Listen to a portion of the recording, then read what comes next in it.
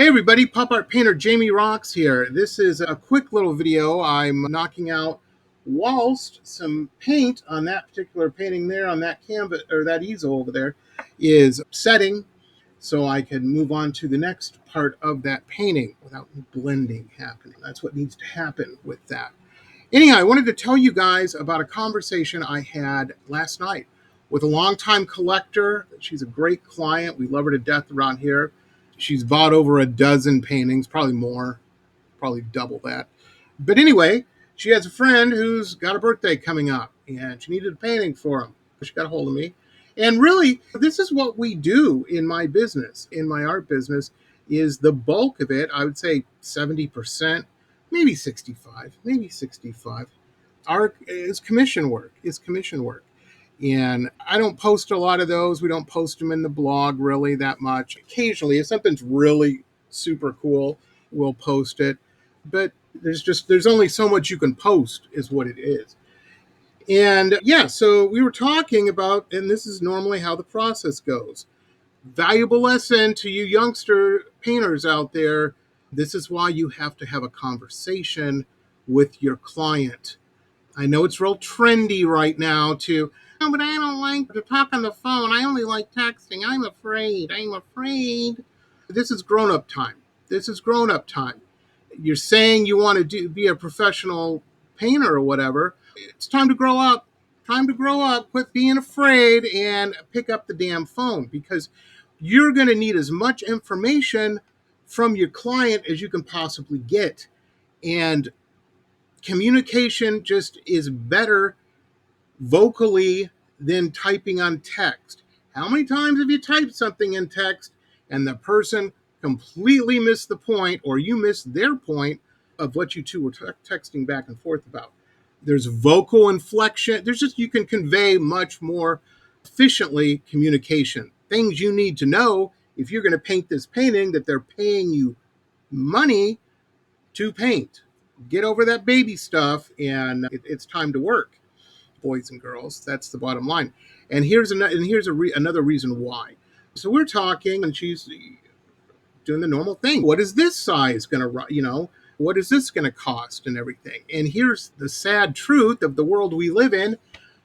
Material costs change daily now. And certain people in our government wake up one morning and have a wild hair up their backside and change a 30% tariff to a 140% tariff because they felt like it. And what that means is, for not just my little micro business here, my little corner of the internet and art world, is the big guys too, then gals too, GM, all these big time USC, all these places. It's hard for them to function if there's not consistency with the chessboard. It's hard to make moves on that or to plan if that changes daily. And that's the world we live in. That is the world we live in. And so I'm explaining and here's the bottom line. I said, let me look this up. So I look up whatever, and it's involved, not just canvas costs, but there's material costs. There's cost of paint, cost of this, that, all kinds of stuff. And then on top of that, it's shipping. Now, in our particular business, the client pays for shipping. They handle the shipping side of that. But, and that's great. Oh, they handle it. Let me forget it. No, it doesn't work like that. What happens is, yes, they handle that side of the shipping, but then they have a budget to work with, a limited budget, or even if they have an unlimited budget, they still have a budget they're trying to work with. And if the shipping costs more, the money comes from my side of it or whatever. Something's got to balance that out. So it affects it. And the shipping changes literally daily, sometimes twice a day. It's just a crazy. And yes, no, the shipping isn't being charged a tariff per se. The trucks, the things are shipped in, the planes, the cost of jet fuel, the cost of petroleum for the trucks. All of that is affected by all of this. It's all affected by it. So the shipping changes. And so when I'm having conversations like this with a client, as of right now, as it stands right now, this is what, from here to there, this is what the shipping is going to run. Of course, I've got to paint this and whatnot. The plan is for it to go out on this particular day. We have to check that shipping on that day. It may fluctuate. So I don't want there to be any surprises to anybody not being, I never thought this way. No, just be aware. And that's how you get clients and collectors that buy multiple times from you, because you're transparent, you're open about length of time, costs, all of that. It's super important. Yeah, it affects me. It affects me and our business. It's very annoying. All of these tariffs are. All of these tariffs. I was just explaining to somebody, they're like, does the tariff really affect you, Jamie? Yes, it does. I'll give you a good example. You hear on the news a lot. China. We sell paintings to, we have collectors in China. Of course we do. We have them all over the place. But the thing is, let's work with a number that's easy for everybody to wrap their head around. We'll say $100. We're selling a painting for $100 to someone in China. The U.S. has laid out this 140% tariff against China. Of course, they hit back with exactly the same thing. Why wouldn't they? After all, this is a schoolyard fight behind the gym here. Of course, they're going to. But now, what does that mean for me? What does that mean for me? Because I'm selling it, I'm shipping it to China. That means the cat who's buying it in China not only has to pay the $100, he's got to pay, or she has to pay the shipping. And then on top, they got to pay another $145. Now, who gets that $145? Why, the government who issued the tariff does. That's who you pay that tax to. That's how it works on their side and on our side. And if you bought anything recently of note, you will know that there's a customs charge, a tariff charge on everything. And the Chinese government's getting that $145. Jamie is not. And again, it goes back to the same thing. People have a fixed budget. They're like, okay, and if they don't, if it's not hard and fast, at least they have an idea in their mind. Okay, I don't want to go over this when getting that. That's human nature to do that. They're like, okay, I can only spend $100 with Jamie because I got to pay this 145 to the tariff to the government and shipping. Jamie's getting none of that. Believe me, Jamie would much rather sell $100 painting for 245. Yeah, of course I would. But the thing is, I can't. I'm pigeonholed into that $100 sales price because of the client's in budget. Now, a lot of people who aren't in business will probably say, screw that client. You know what I mean? They have them come back when they can afford it. Blah blah blah. That's great. That's great. It's not a good way to do business. If you want to stay in business very long, anyhow, that's how my business gets affected by all this stuff. That's how. And it's going to get worse. It's going to get worse. I'm an old man. I grew up in Detroit in the 80s.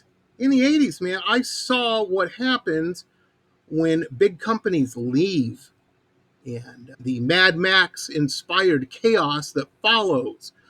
Jeez Louise, get ready for it. And I know there's a lot of unsophisticated people out there, unsophisticated at least insofar as economics and how that works. They're like, it's not the same, Jamie. These companies aren't leaving because they can get cheap work. Of course, yes, they can get cheap workers other places, but it's not cost of labor influenced, it's policy influenced, cost of policy. These companies, it's hard to get loans, it's hard to maintain credit. Oh, we're going to open a factory. We want to open a new factory. Let me get the billions of dollars I have hidden in this sock under my bed. That's not how that works. That is not how that works. They get lines of credit from banks, various economic entities, and it's hard to get those if you can't lay out what your plan is, because you can't make a plan because the policy changes from day to day. It cripples any growth like that. And, you know, anybody who's ever done any sort of business will tell you that this is how it works. This is common sense high school level economics, junior high level economics. You ever had a paper route? You know how that works. It's the same thing. Anyway, you buy, you get the newspapers on credit, and then you got to pay for them once you do your collections and whatnot. So it behooves you to get all your money from your collections. Otherwise, you're having to pay for it out of your pocket. You got to maintain your bike, and there's all kinds of material costs and what. Anyway, I'm on a rant. I don't mean to be, but that's what's going on. Let's see. Let's talk about anything else. What else? Oh, our show, the poproxradio.com show, it will be back next week. We have new shows coming next week. Our host server had a hiccup last week. They had a little bit of a tech issue and whatnot. So we went into a holding pattern. But then we're talking with bands and people in entertainment. That's all in motion as well. Those particular shows that were supposed to be last week have been rescheduled towards the end of this month because they just got busy. They're booked. That's when they have time to do it. Again, one little thing can have a domino effect on other things. So that's how, so yeah, the show is fine. I got a couple DMs from people. Is everything okay? Yes. We got 1,476 episodes in archives, and we've been through this kind of stuff. There's nothing you can do when it's out of your control. You know what I mean? You got to wait for their text to get it resolved, and they did. And so it's all good. But we're always behind a week anyway because we don't do a live show. And you would, people don't really know this. I guess you could see it if you look at the YouTube stats for Nerds, when it was recorded and whatnot, as opposed to when it's posted. Usually we record it and then it gets posted to the public like a week later or something like that, a few days at least. We don't do it the same day like that. We just I don't have time for that. I got to paint all these paintings. I got to do the show. There's a lot. Anyway, yeah, so all is well with that. That's what's happening there. And you're going to be seeing a bunch of new paintings being dropped very quickly here this week, next week, etc. Probably at least every other day, maybe once a day. I've got a backlog of paintings I've finished, and we got to get them out there. Got to get them sold so I can get that paperwork going on that so they can get wind up in the merch store. That's how it works. And then they're making an income stream for however long we keep them in there. I do try to cycle through the merch store at least once a year where we get fresh stuff in there posted and get old stuff out. Although if it's doing real well, I've got that Lonely Cosmonaut painting. That thing's been in there since 2010, 15 years now, because it keeps selling. Merch keeps selling with that image on it. Of course, we're going to keep it in there. There's a market for it. But yeah, so that's what's going on. I'm going to get back into this painting and get it knocked out.